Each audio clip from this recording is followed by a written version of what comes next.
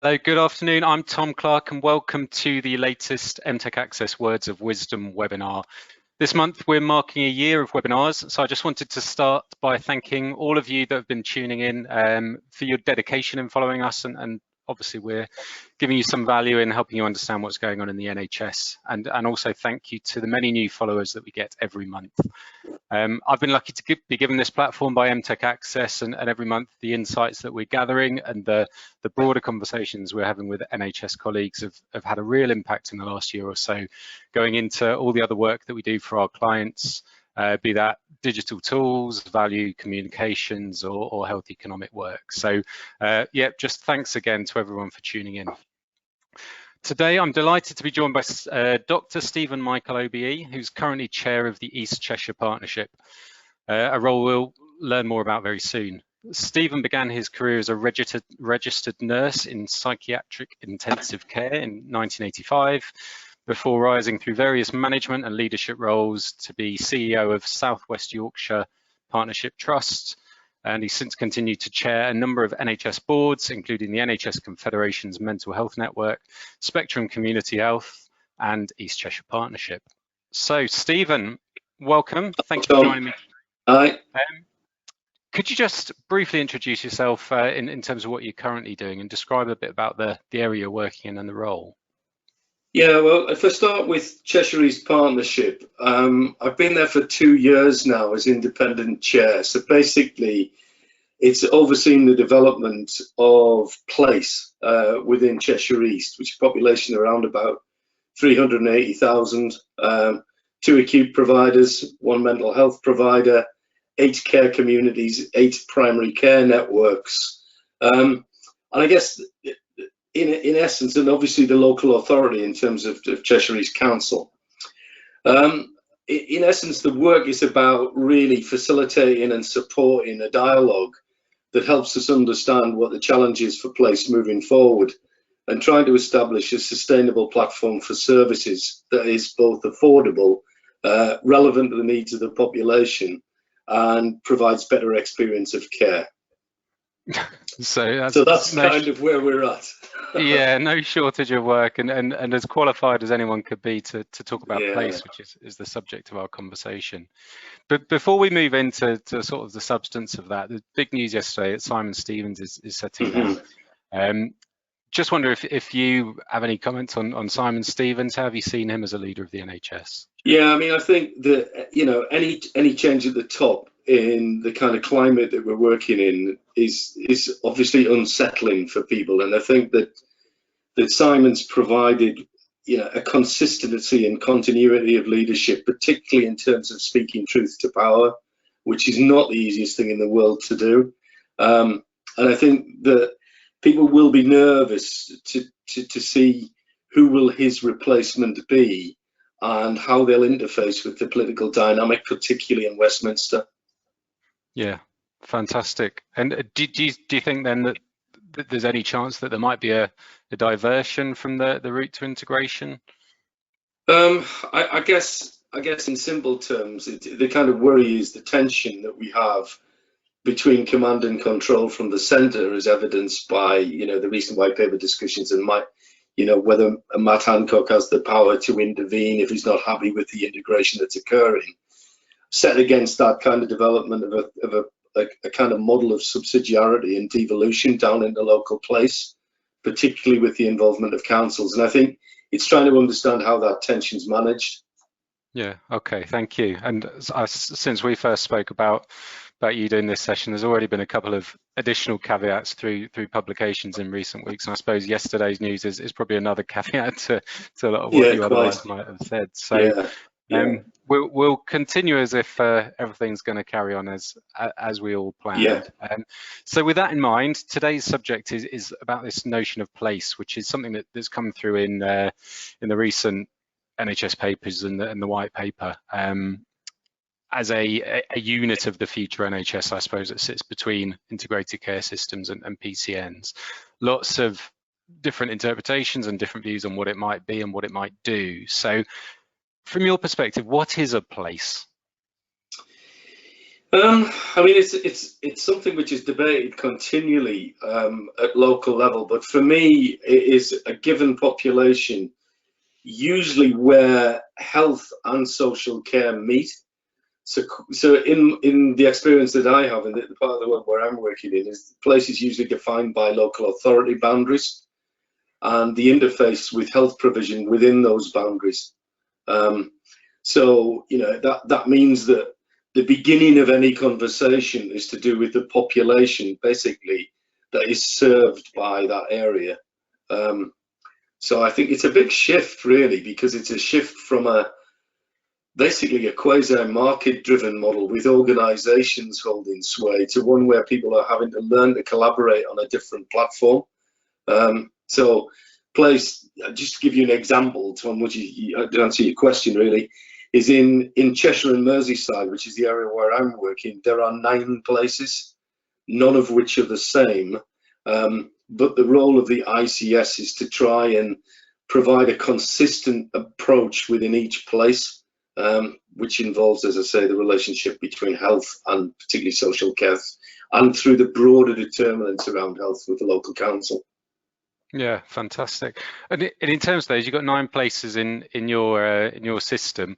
Who defines those places? I mean, I think they've existed as a defined place for a while now from a political point of view. And as I say, they tend to reflect local council boundaries. And I know that's not consistent nationally. So sometimes those places are larger, sometimes they might be a smaller area. But I think it's almost determined through custom and practice and what the prevailing political dynamics been at local level within a patch. Yeah, okay. And so how does that relate to provider collaboratives, communities, neighbourhoods, the other terms that we've heard that I think are often conflated? With difficulty. Okay. I think is the answer. I think if I start with provider collaboratives, I think there's something around, it's very rare now to find a provider in many areas that has a coterminous structure with the place or places that it serves. You find that, particularly if you use mental health organisations, they're often serving populations across a number of places. And if you look at acute organisations, their footprint tends to move outside of boundaries. That's not only just in specialisms, but sometimes in more general services. So if you use an area where I'm working in at the moment in the north, the main acute provider, the flows of activity move out into the Greater Manchester platform, and yet there is an expectation that the acute offer is still in line with place and population need. So there's a tension there.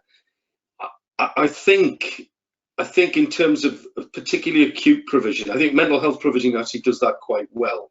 I think mental health provision sees that flow down into neighbourhoods because their teams have often been constructed and have worked on that type of community model for many years now and are integrated with social care. For acute providers, I think they're beginning to really see the need to work into place and to look at how they provide services, less by specialism, but more by groupings of individuals and their needs, which is a different way of looking at it. So you might say, for example, vulnerable elderly populations rather than everybody's punched into either cardio or respiratory services, etc. And I think what that's doing is helping people understand how they might design their system beyond one place, but still remain quite relevant to place need. Yeah, okay. And I mean, that's a fascinating idea that, some places will have their acute provider within them, others will have it, it might sit in the place next door. Obviously, you're brokering conversations at the moment in your role about how everyone's interacting. Yeah. Where there are, existing ways of working, I suppose, in place, are they likely to be disrupted by the move to place? Sorry, I'm using place in too many different ways. Yeah. Are they likely to be disrupted? To begin with, yes. My experience was, for example, 2 years ago, coming into a patch, definitely, yes. People were finding the concept of moving from organisation to system extremely difficult. But with the kind of right facilitation and the right conversations, you can see people's thinking moving far more to place-based discussions. So I again give concrete examples. Is that one of the acute providers in the patch is facing a major challenge around their estate, and basically they could be spending money which would be the equivalent over the next probably 5 years of rebuilding a hospital. So what the strategy would be, and this is determined through discussions in place, is actually probably do need a new hospital, so there needs to be capital source to do that. But that would be rebuilt on a carbon neutral footprint as part of the social regeneration of a particular area in the patch where there are a number of health inequalities.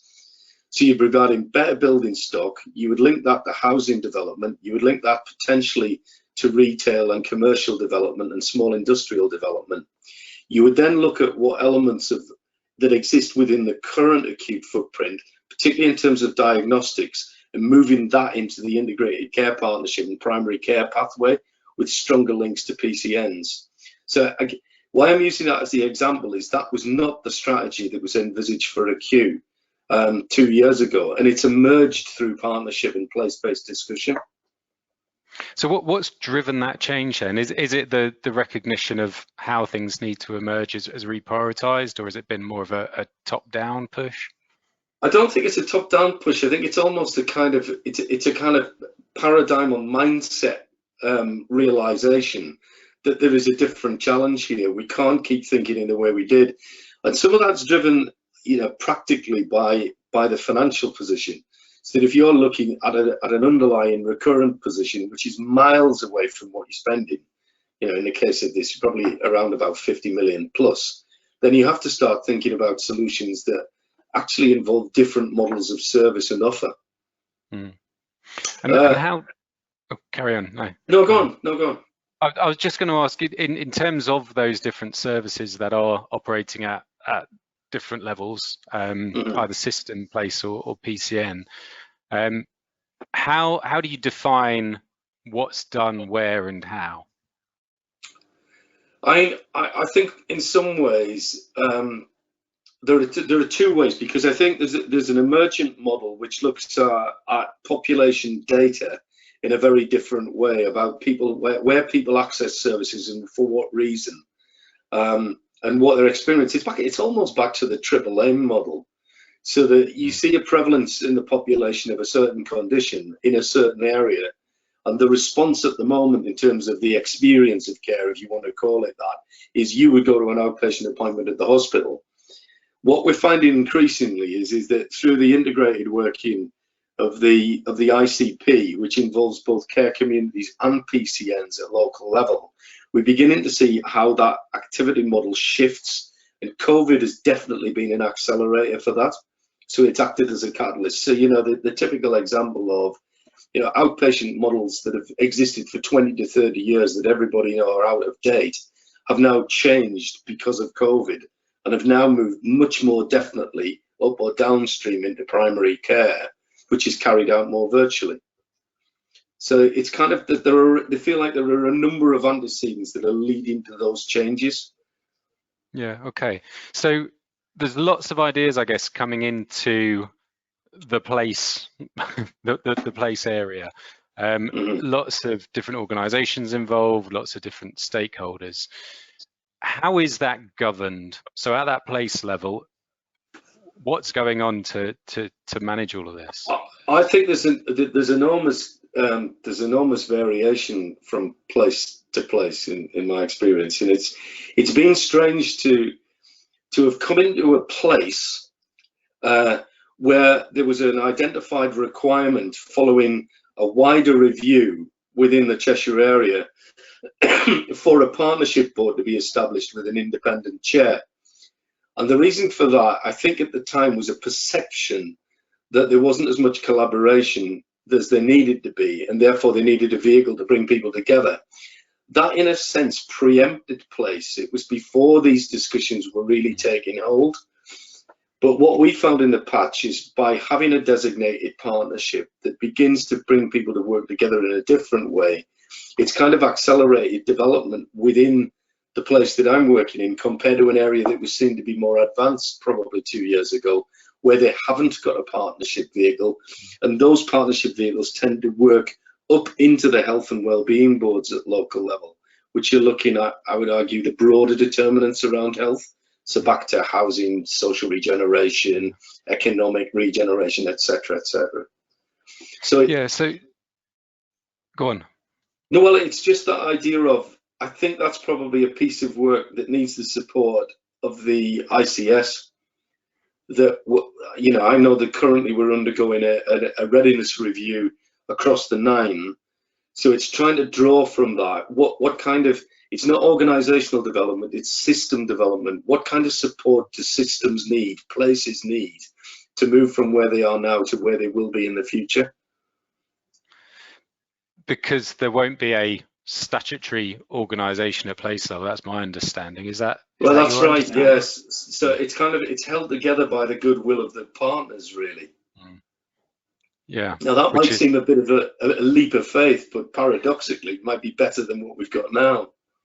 Yeah. So with obviously your role is sort of coalescing that good faith, as it were, getting those people in the room and staying in the room. Yeah.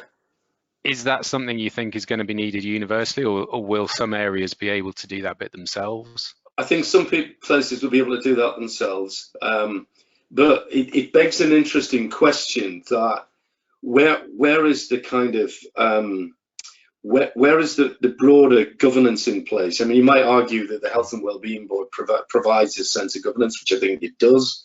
But if we were to move towards a more of a sense of a statutory vehicle, where are you getting the input from the likes of the current non-executive directors and chairs that operate within current organisations?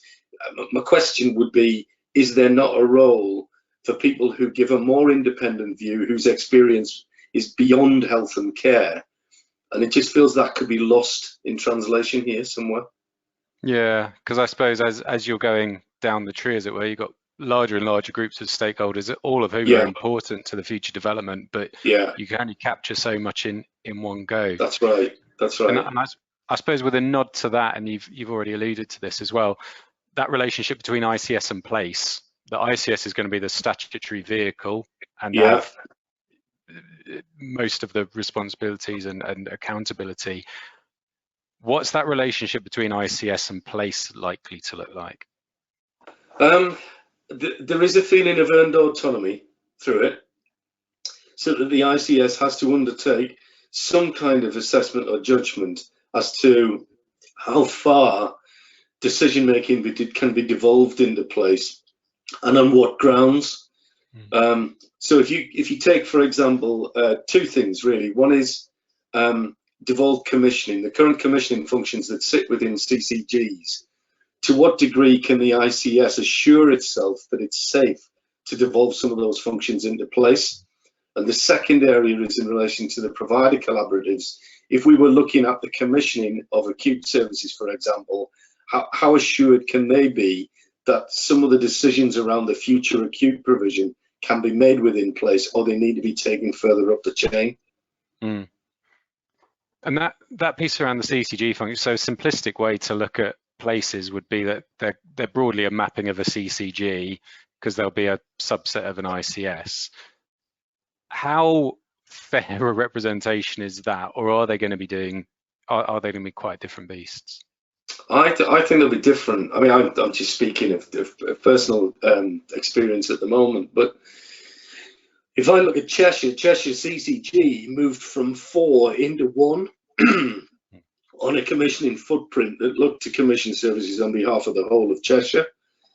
When the ICS came into existence in its current form, they were saying that's actually not what we need. We need commissioning functions to be actually restructured on a place-based footprint. So the idea that you might scale up to commission, they're saying, well, actually, you might have done that job well to move to that position, but actually what we really need is a stronger emphasis on place-based commissioning. So back to that idea, we need to understand the populations, and we need those relationships with the councils, particularly, to be really tight at place level. I'm imagining there might be a little bit of a tug of war going on as people are deciding, is this ICS, is this place? Do you think that's likely to emerge, that there's going to be a bit of wrangling over who should be doing what at what level? Somewhat.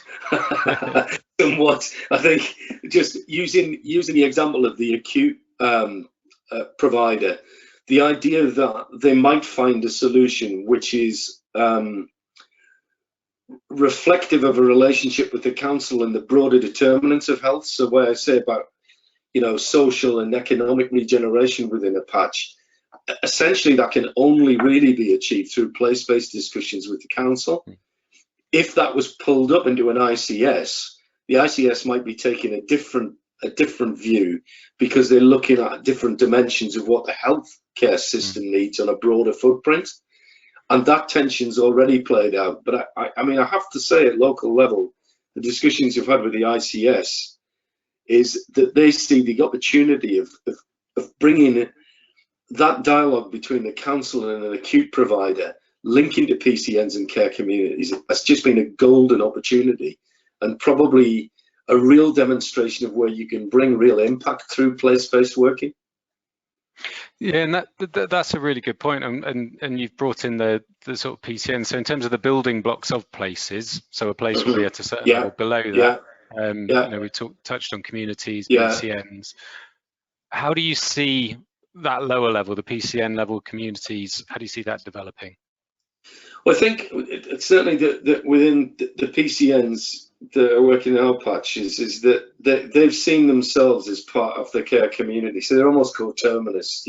There's different contractual arrangements where they don't exactly match, but the idea of working on a similar theme within each of the patches is beginning to get real traction. So that what you'd see within a PCN, for example, is 4 priorities, essentially, or 5 priorities set, because one emerged a bit later. So cardiovascular, respiratory, mental health and social prescribing, children's homes, and more latterly dermatology have been viewed across our PCN network as key areas to work on.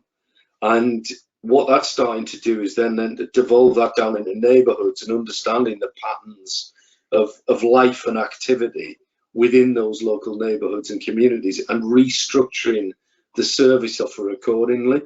And that in turn, the care communities are looking at a much broader determinants.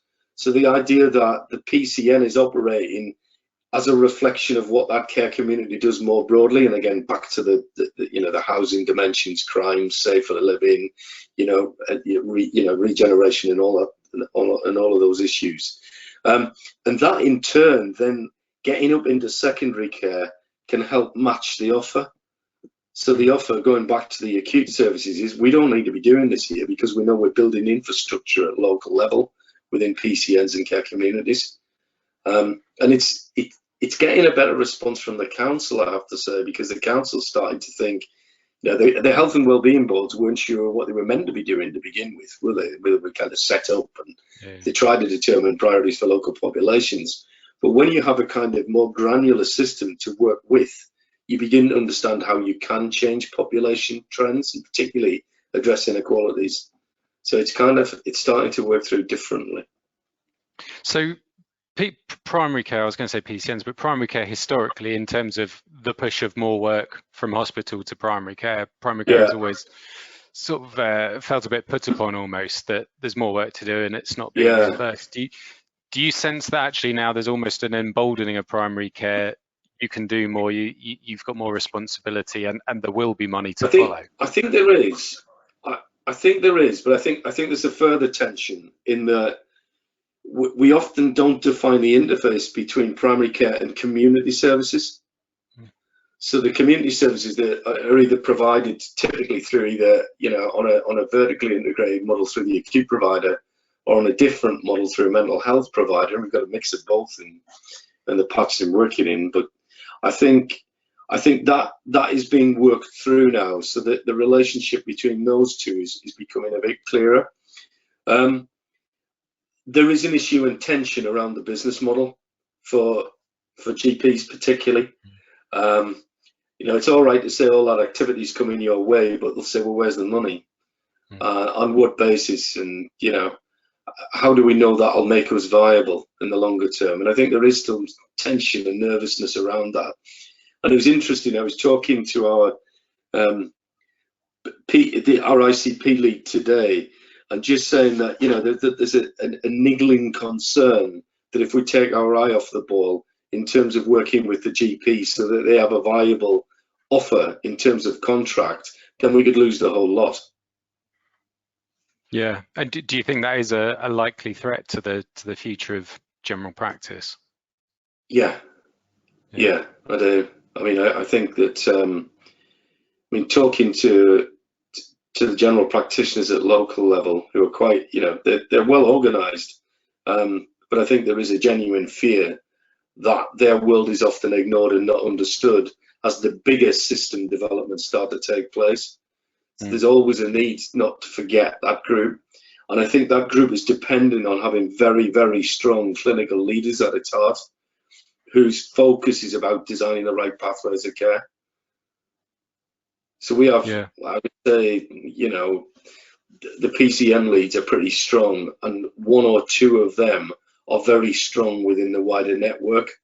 And it's really important. So if I look at my role within that patch has been to keep that dialogue going with those PCN leaders, and to make sure they don't feel excluded. Do you see PCNs as becoming, so over the last year or two, since PCNs emerged, we've seen more and more practice mergers, more and more single practice PCNs. Do you see that as a direction of travel, that PCNs and practices will start to map? I think it'll vary enormously from place to place, depending on its culture, its history, depending on the level of investment they've been used to. So in some areas, yes. In some areas, no. I think, you know, that I don't think there's one size fits all for it, really. Yeah. Okay. And we've talked there about the threats to primary care in terms of hospital trusts. One of the elements of the white paper is more control for the Secretary of State over foundation trusts and the model of integration itself. And we talked about things moving out of hospital. There's a perception that maybe actually there's more of a threat to hospitals and primary care in some of the integration agenda. Is that something that you're? Yeah, I guess so. I mean, I guess so. I mean, I think there's a real irony to it, isn't it? I mean, having personally taken an organisation through the FT authorisation criteria, told you shouldn't be anywhere near the Secretary of State, and having an independent regulator, for them to suddenly see that switch 180 degrees in the other direction. I think somewhere the truth will lie in between. If big acute providers and others are continuing to soak up the lion's share of health spend, then I think there will be a real tension and a chance for more central control, because that model is not sustainable. And I think where it can be demonstrated that there's greater integration and more proportionate investment in acute provision, then I think that the eagle of the state will circle less around those patches than it will where that's not happening. So you're not seeing much intervention unless there's sort of exceptional circumstances, as it were? No, I mean, if you've got a failing platform of hospitals, you will get intervention. There's no doubt about it. But I mean, my experience is that it hasn't thus far been heavy-handed. It tends to be more brokered, and I think always with a view of, in experience, because with another hat on, I'm a non-executive at one of the acute providers in GM, and I think one thing we've never veered from is that the role of acute hospitals within local populations have to move between a place, from being a place where people go to being a genuine community anchor and asset within that local community. So how do you think trusts will have to adapt then over the next few years? If their resilience has been born out of vulnerability, so that they've managed to survive in spite of the fact that they might not be sustainable, or they're leaping from one unsteady rock in the river to the next, I think they've got to kind of give up that idea, that notion of that existence being viable. And I think increasingly you've got to think, well, look 5 years ahead. So if we use the example of one of the acute providers within the local patch where I'm working at the moment, is they're seeing 5 years time, 5 to 10 years time, that is not a viable offer to a local population. So they have reversed their strategy in a way, is to say we don't need to keep moving as we are. We need to turn ourselves into another entity. And where I think that's going to need the support of the ICSs, and arguably from NHSIE, is if there looks to be radical reform on how services are provided and organisations have to change, they may well have to act as brokers. So, you know, if an organisation can't exist in its current form, well, identify the function that's needed for it, and then you can identify the form that follows. And I think if the conversations are right in place, then there is a fighting shot that you'll get the right type of configuration. Yeah, okay. It's pretty hopeful, but where else can you go with a conversation like that? Yeah, absolutely. Yeah, you can't sustain what you've got. You can't, you know.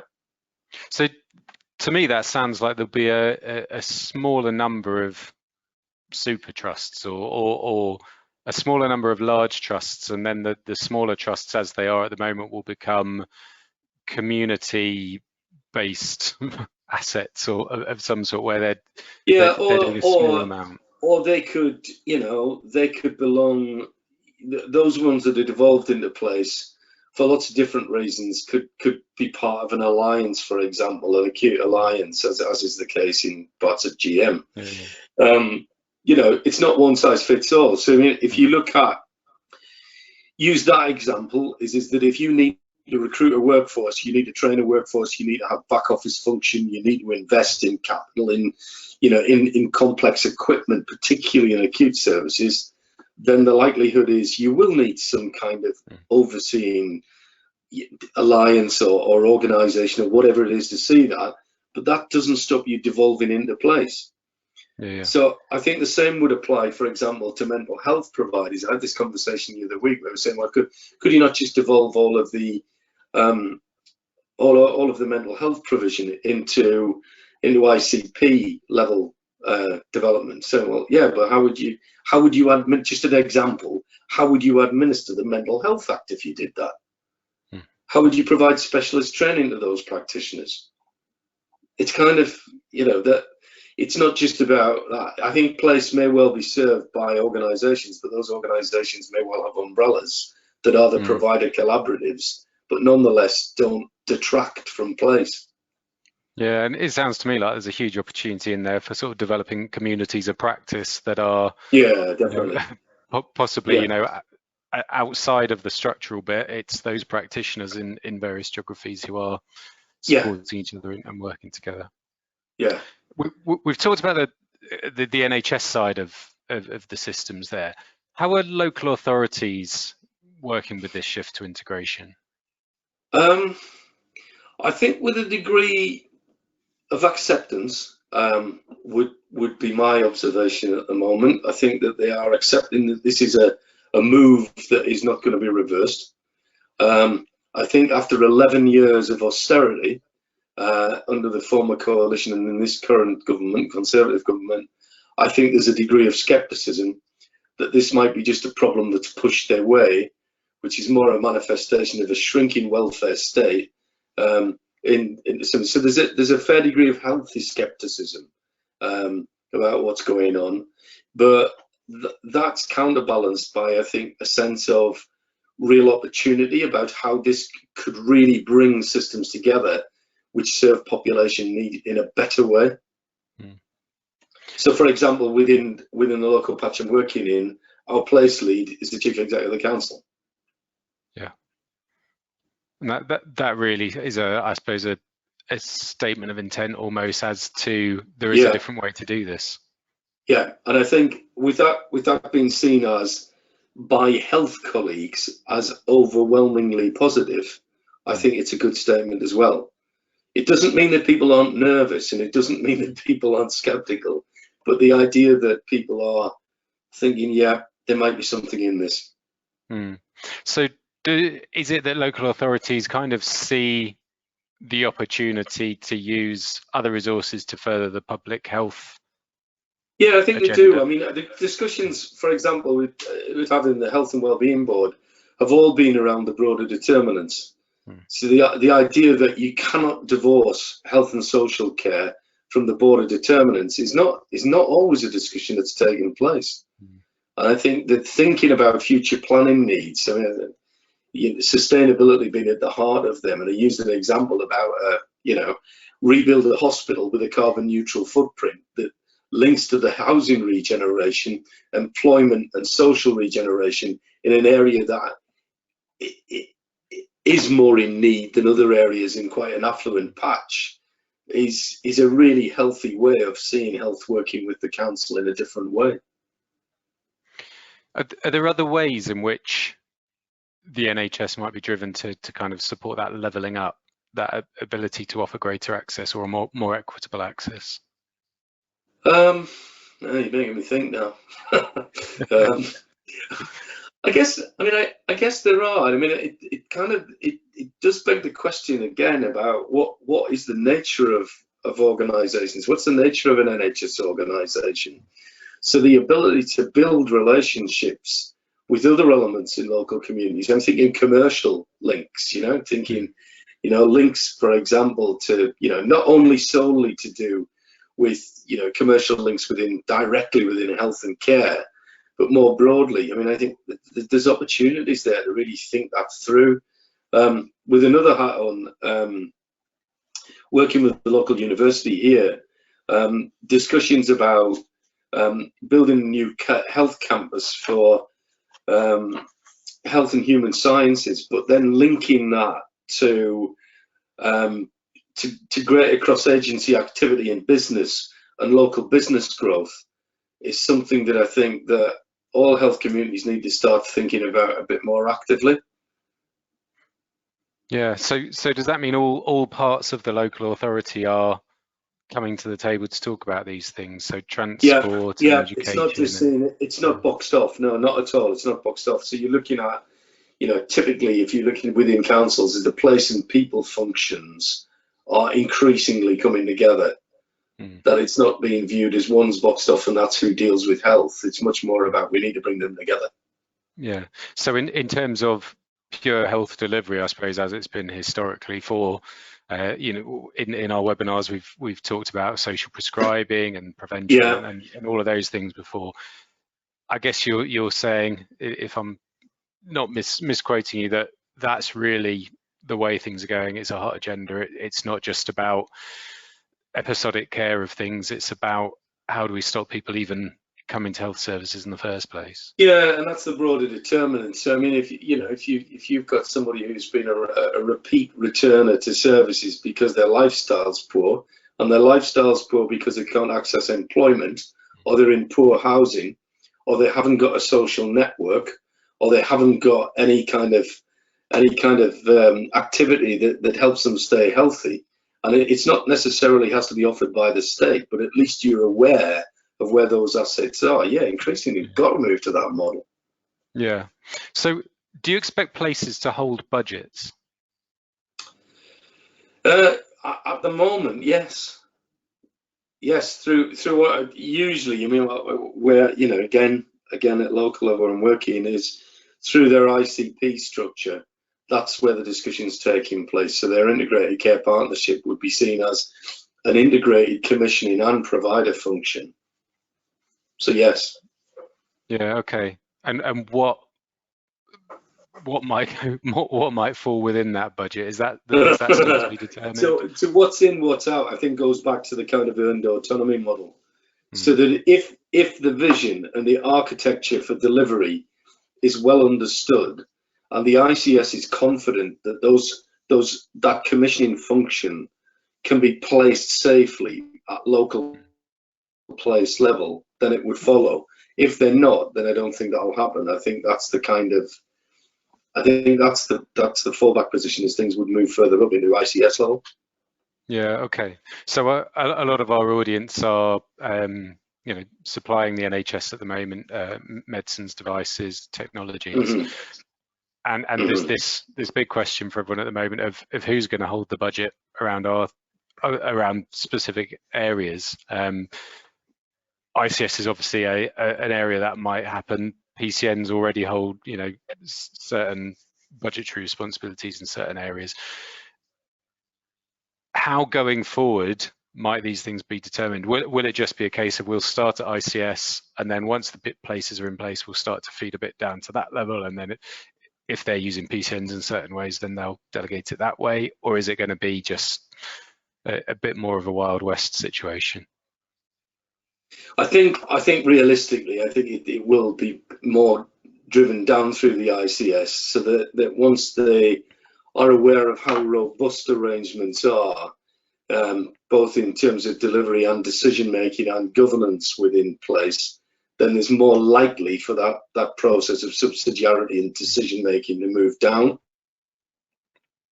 One of the things that I think that we shouldn't forget is councils have been used far more than the NHS has for procurement.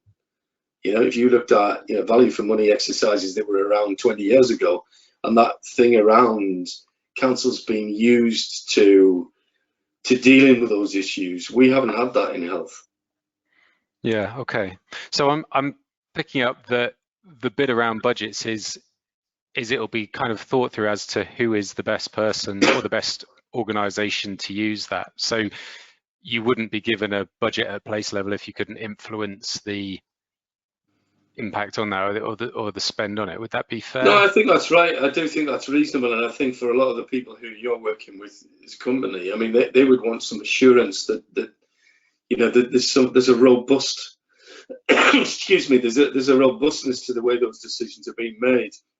And I think, but if you kept it up at a certain level, there is a danger that the same arrangements will always just roll over incrementally, rather than actually thinking, well, actually, here's a real opportunity to do something quite different, that there might be a different market offer from suppliers because actually the model's changing. So, you know, using the example of digitization, the opportunity for digitization in most places is huge. Yeah, absolutely. And therefore the market potential is huge. Yeah, so if we take an example, let's say oncology cancer services, you know, it's one that is highly complex in you know, people with cancer have a huge breadth of needs. Some of that is medicine, some of it is support in the community, and lots in between. Would it be simplistic to say oncology budgets would either sit at ICS place, or it wouldn't be PCN, but for the purpose of this illustration, PCN? Or is it, what are the needs of all of these people, and how are those little bits split up? So where does community transport sit? Where does medicine sit? And I think that's right, and I think increasingly it's going to be, you know, and we already have the cancer networks, do we not? And I think increasingly it's going to be where along the pathway do you have those decision points where you can devolve and where you can't. But increasingly it's understanding against population need and the number and trends of those people accessing them. That's where you begin to build in those transition points. So if I giving an example of oncology services, the Christie Hospital in Manchester currently provides an oncology service into Macclesfield on the site of East Cheshire Trust's main facility. Now, that's more of a specialist element in nature, but it starts to beg the question in the future, who would commission that from the Christie? Yeah. Is that a GM commission service? Where is it coming from? But I think the opportunity to develop the dialogue around it in a different way is really, really quite healthy. Yeah, absolutely, and it's exactly those sorts of things that we've been wrestling with, and no doubt our audience have as well. Of particularly things like specialist services, and we've talked about, might there be a return to postcode prescribing if there's more control delegated locally? Yeah. Do you perceive tensions between kind of national and local decision making? Yeah, undoubtedly. Yeah, undoubtedly. I mean, and you know, at different times we've all experienced that in different ways, where you think collectively within a local level you may well have found a solution, and that might include private sector provision as well, only to be met with a refusal as this doesn't fit with the policy direction. And yet you know that problem will continue to persist for at least 5 to 10 years, and that 5 to 10 years is lost in the system. So again, again, a practical example of that. In my former trust, there was a paucity of level 4 child and adolescent mental health provision right across the Yorkshire area. And there was a proposal from a private provider that they could provide the capital to develop a new facility, but would require us to provide the specialist intervention into that facility. We could provide a reasonable site that had a lot of local political support to redevelop. When we took it further up the chain, we were told, no, that doesn't fit with the policy directive. So I'm using that as a practical example. And yet we knew, and it is still the case now, that 5 years later, that level of poor provision still exists within Yorkshire. So, yeah.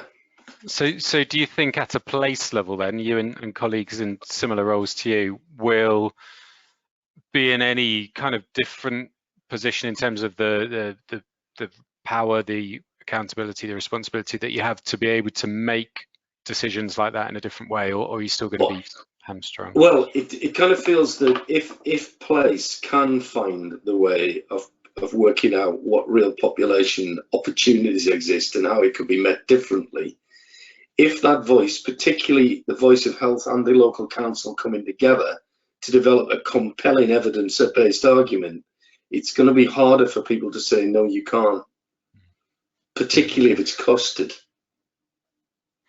And what else will place need to make it an effective part of the system? I think, again, some of the work we've been doing, it even preempted the white paper. We've been looking at, trying to promote the triple aim approach. So, do we understand what our population health needs and how we want to change the patterns of addressing those needs, particularly reducing health inequality?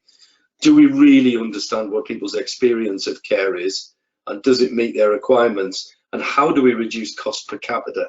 And I think it's the third element about understanding what your underlying position is.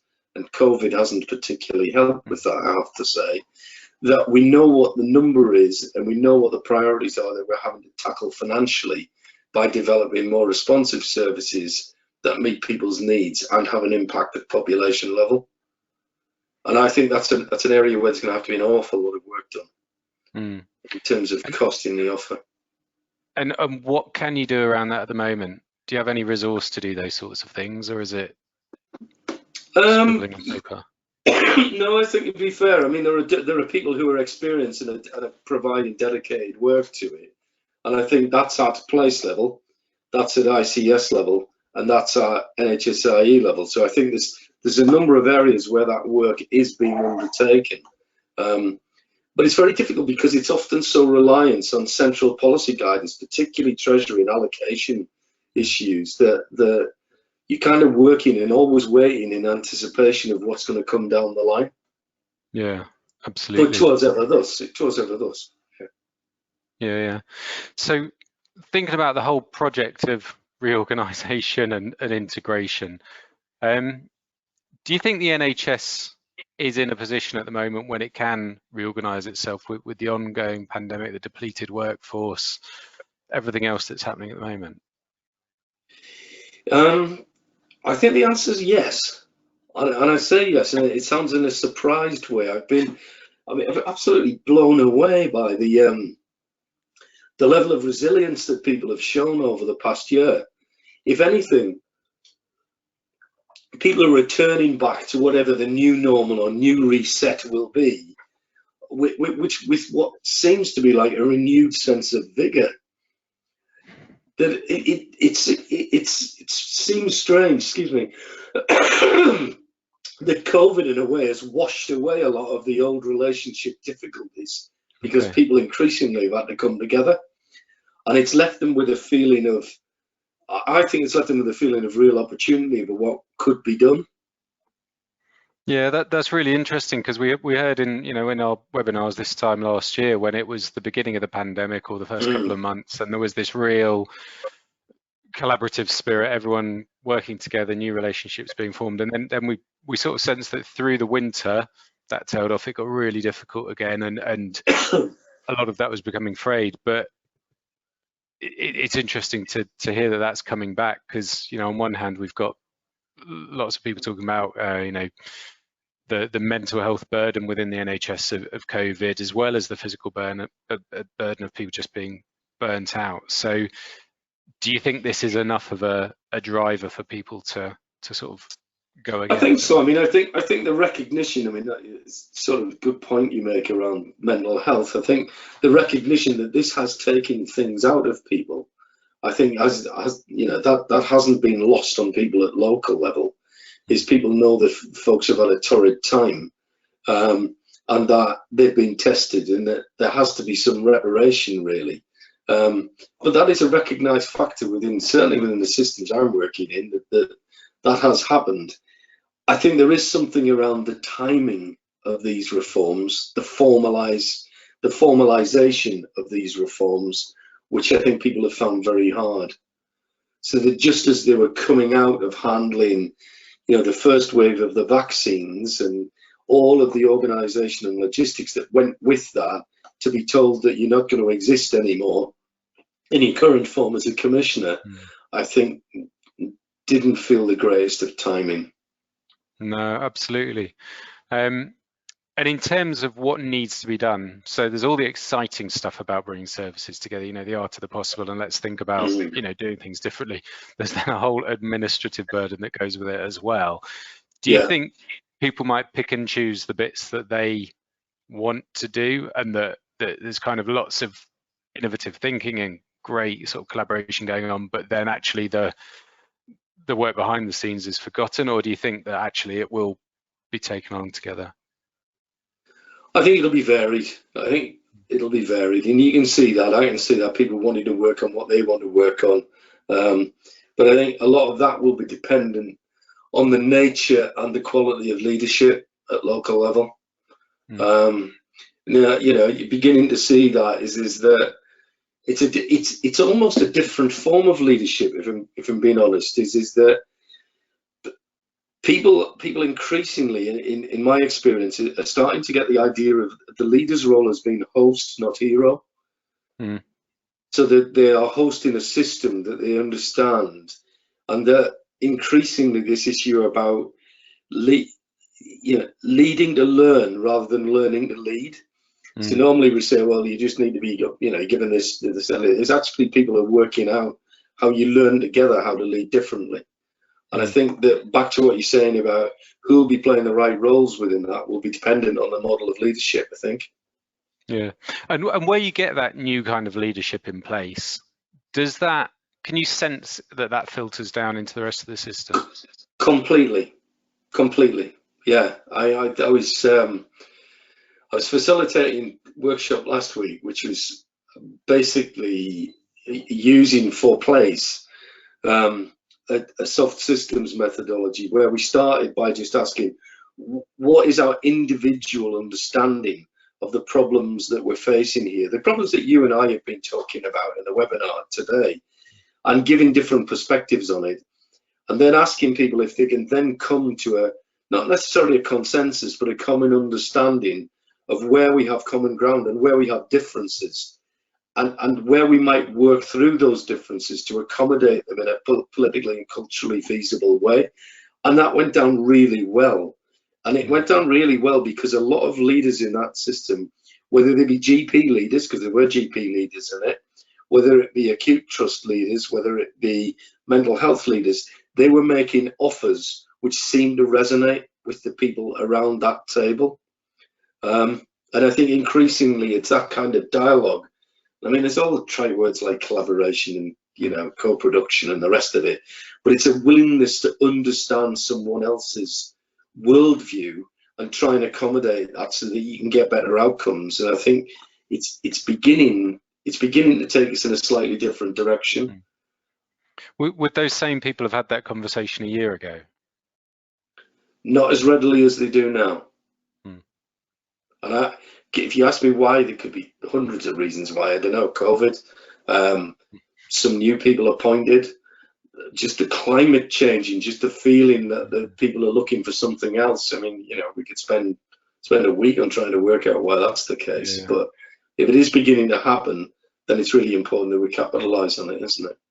Yeah, and I suppose, you know, you've said several times that things will be different in different places, and I suppose those factors Yeah. there'll be a whole spectrum in different places, won't they? And you know, in some respects, it doesn't matter why it's happening, but the fact that it is the positive thing. Yeah, and that's why it's important that you don't end up with a kind of one-size-fits-all methodology, and you know, the innovation's a cracking example for that. Is why can't people scale, adopt, and diffuse innovation?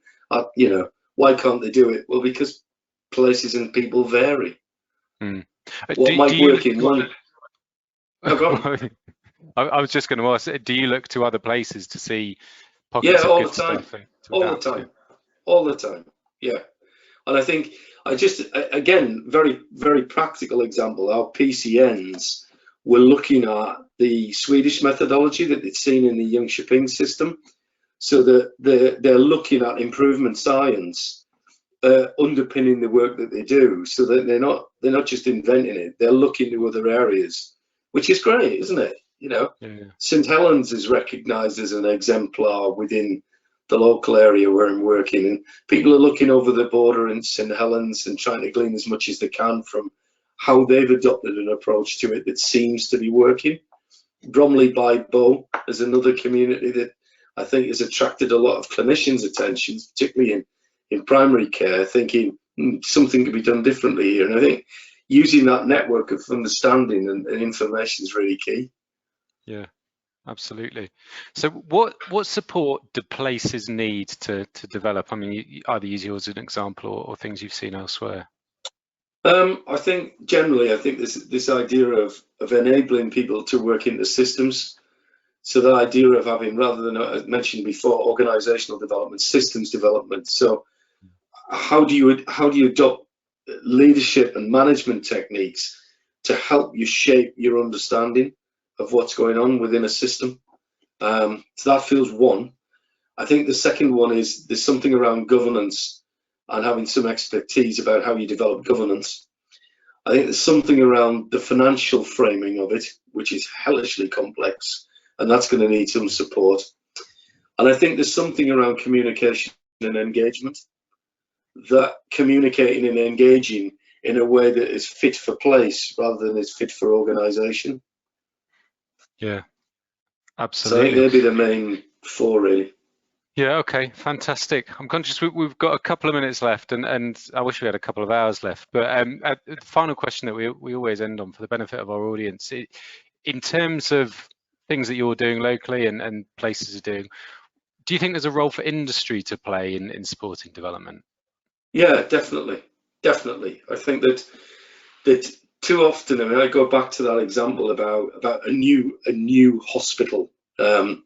You know, new diagnostics, carbon neutral footprint, you know, that idea of then integrating into the community. Well, there are opportunities for investment in better equipment, in better construction facilities, you know, in terms of actually better housing. When you're getting into that, then you're moving into the more specific medtech issues. So you're getting into better digital facilities within primary care and in people's homes and neighborhoods. You know, the list's endless if we can begin to think, because it is such a big supply chain and so many opportunities to do things differently and more efficiently. It really does feel a real opportunity.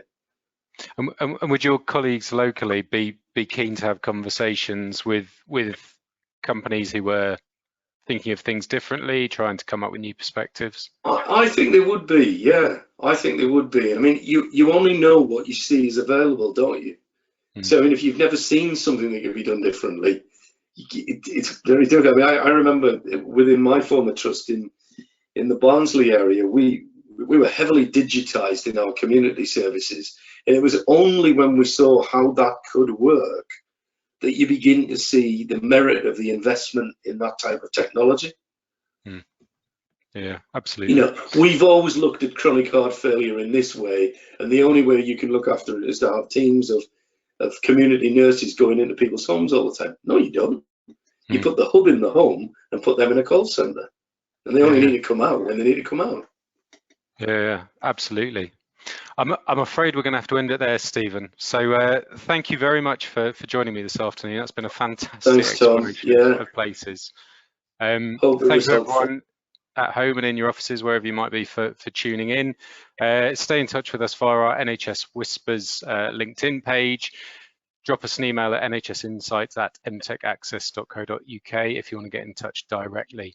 We'll be back next month. We'll be looking at a patient perspective with Steph Aduse, who's the Chief Executive of St Oswald's Hospice in Newcastle, looking at equality of access, personalised medicine, population health, all of the emerging themes that are going to be central to the new health and social care system. So thanks again, Stephen, and Thanks, we'll Tom. see you next month.